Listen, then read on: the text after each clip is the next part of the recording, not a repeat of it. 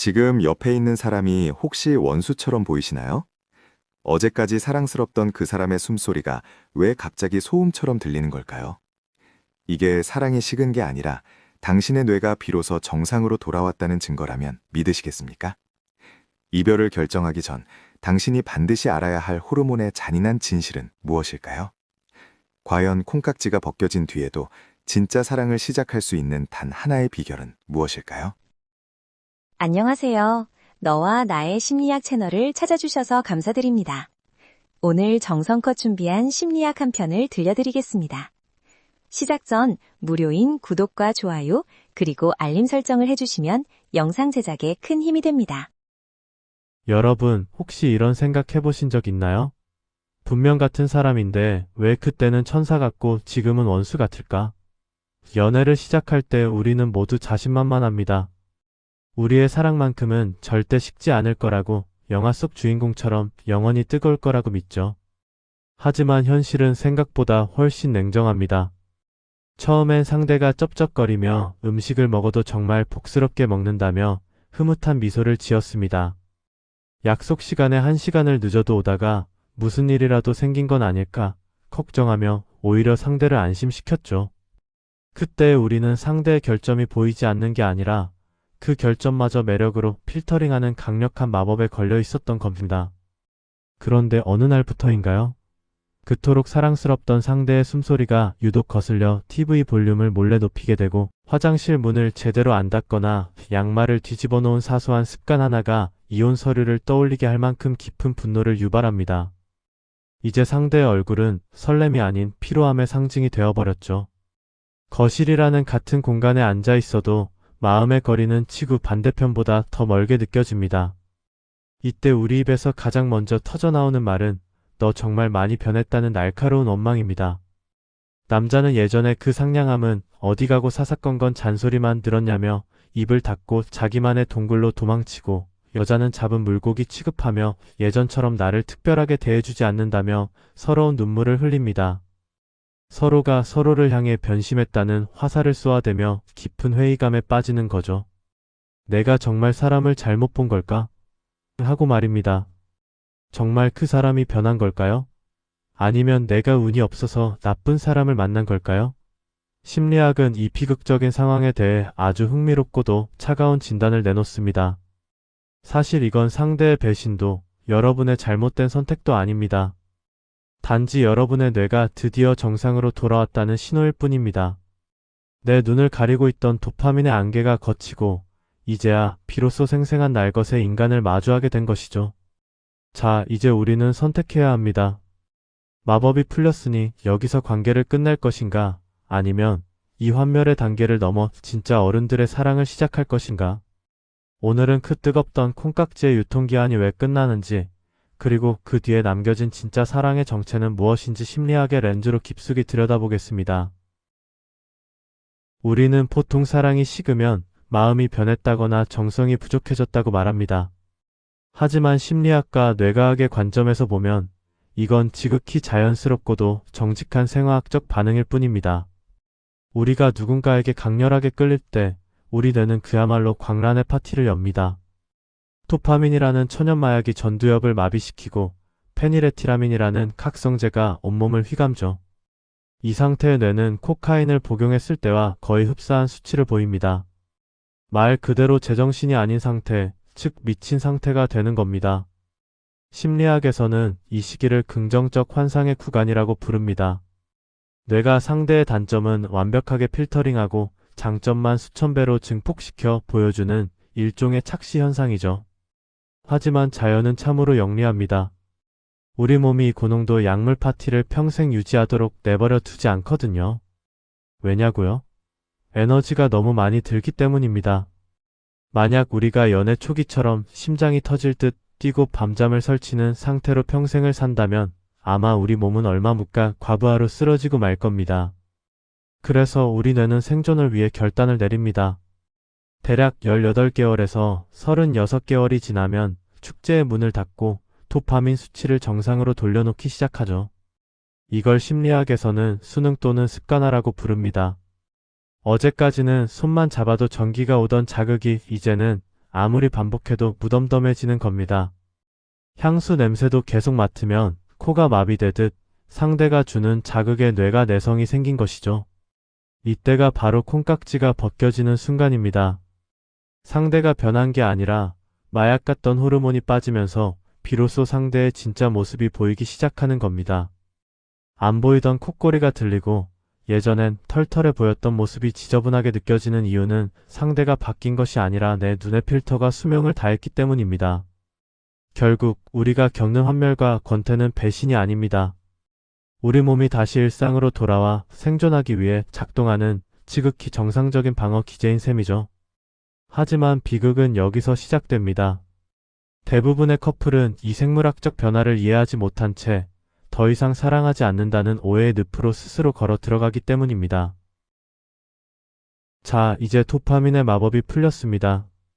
눈앞의 연인이 더 이상 천사가 아닌 단점투성이인 평범한 인간으로 보이기 시작하죠. 그런데 바로 여기서 진짜 비극이 시작됩니다. 많은 분이 이 시기에 관계를 회복해보겠다며 인생 최대의 실수를 저지르거든요. 바로 상대를 교정하겠다고 마음먹는 겁니다. 저 사람 저것만 꽂히면 예전처럼 다시 행복해질 텐데라는 위험한 착각. 이때부터 우리는 다정한 연인에서 엄격한 교관으로 변신합니다. 가장 흔한 실수가 뭘까요?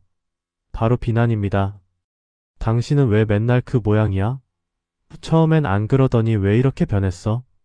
같은 말들이죠. 심리학에서는 이를 인신공격적 비난이라고 부릅니다.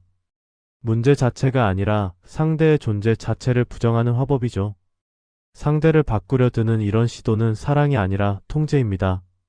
하지만 내 습관 하나 바꾸는 것도 죽기보다 힘든데 남을 바꾼다. 이건 애초에 패배할 수밖에 없는 전쟁을 시작하는 것과 같습니다. 또 하나의 실수는 우리 뇌의 부정 편향에 속는 것입니다. 우리 뇌는 생존을 위해 좋은 점 10가지보다 나쁜 점 하나에 훨씬 더 민감하게 반응하도록 설계되어 있습니다. 어제까지는 듬직했던 상대의 과묵함이 이제는 답답한 벽창으로 보이고 활달했던 모습은 산만함으로 보이기 시작하죠. 이 필터의 역습에 휘말려 상대를 공격할수록 상대는 자신을 보호하기 위해 방어 기제를 작동시킵니다. 더 깊은 동굴로 숨어버리거나 아니면 똑같이 날카로운 가시를 세워 반격하게 되죠. 결국 우리는 사랑을 지키기 위해 채찍을 휘둘렀지만 그 채찍질 때문에 상대는 더 멀리 달아나 버리는 모순에 빠집니다. 상대를 고쳐서 예전의 그 환상 속 인물로 되돌리려는 집착, 그것이 바로 콩깍지가 벗겨진 직후 우리가 저지르는 가장 뼈아픈 실수입니다. 우리는 상대를 바꾸려 할 게 아니라 상대를 바라보는 우리의 관점과 대화법을 바꿔야 합니다. 그 방법을 모른 채 서로의 탓만 하다가는 영영 진짜 사랑의 문턱을 넘지 못하게 됩니다. 그렇다면 우리는 이 환멸의 계곡을 어떻게 건너야 할까요?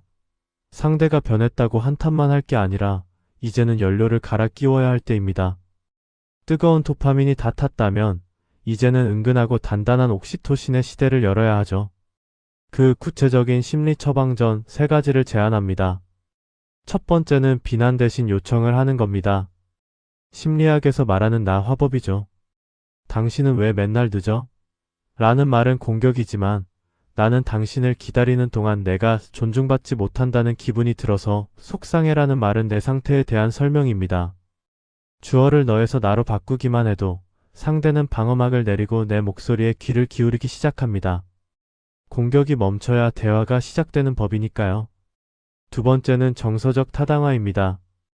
특히 남성분들이 꼭 기억해야 할 기술이죠.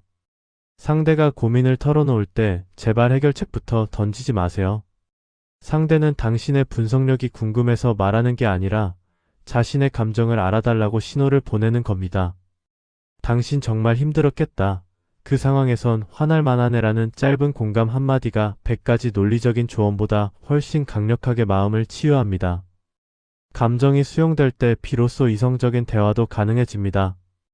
마지막 3번째는 5대1의 법칙을 실천하는 겁니다. 관계의 거장 같으면 박사가 발견한 법칙이죠.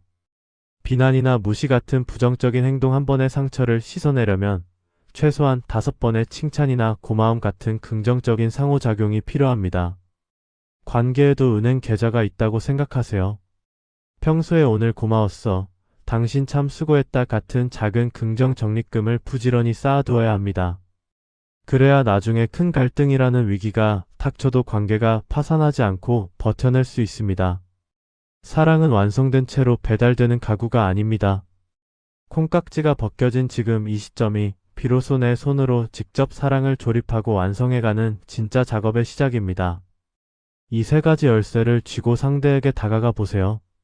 어쩌면 연애 초기의 설렘보다 훨씬 더 깊고 단단한 연결감을 느끼게 될 겁니다. 자, 이제 결론을 내려야 할 시간입니다. 화려한 불꽃놀이가 끝나고 나면 하늘은 잠시 더 어둡게 느껴지기 마련입니다. 우리의 사랑도 마찬가지죠. 도파민이라는 폭죽이 다 타버리고 난 뒤 찾아오는 그 적막함과 실망감은 어쩌면 당연한 과정입니다. 하지만 여기서 우리가 꼭 기억해야 할 사실이 하나 있습니다. 심리학자 에리 프롬은 그의 저서 사랑의 기술에서 이렇게 말했습니다. 사랑은 수동적 감정이 아니라 능능동적 활동이라고요. 즉, 사랑은 어느 날 갑자기 나에게 뚝 떨어지는 행운이 아니라 피아노를 배우거나 운동을 하듯 매일 갈고 닦아야 하는 기술이라는 뜻입니다. 많은 사람이 콩깍지가 벗겨지면 사랑이 끝났다고 믿고 돌아섭니다. 하지만 진정한 의미에서 볼 때 콩깍지가 벗겨진 바로 그 순간이 진짜 사랑을 시작할 수 있는 유일한 기회입니다. 내 눈을 가렸던 환상 속의 연인이 아니라 상처 입고 부족하지만 내 앞에서 숨쉬고 있는 진짜 사람을 있는 그대로 받아들일 준비가 된 것이니까요. 사랑은 빠지는 것이 아니라 만들어가는 것입니다. 아침에 일어나 옆에 누운 연인의 푸스스한 모습을 보며 오늘도 나는 이 사람을 이해하기로, 이 사람의 든든한 편이 되어주기로 선택한다라고 결심하는 것. 그 사소하고도 위대한 선택이 매일 쌓일 때 비로소 도파민은 옥시토신이라는 단단한 신뢰로 변합니다. 지금 옆에 있는 사람이 밉고 답답해 보이시나요? 축하드립니다. 당신은 이제 막 진짜 사랑이라는 문턱에 도착하셨습니다. 그 문을 열고 들어갈지 아니면 다시 환상을 찾아 떠날지는 오직 당신의 선택에 달려 있습니다. 하지만 기억하세요. 가장 눈부신 꽃은 비바람을 견뎌낸 뿌리 위에서만 핀다는 사실을요. 여러분의 사랑이 오늘보다 내일 더 단단해지기를 응원하며 저는 다음에도 더 깊은 마음의 이야기로 돌아오겠습니다.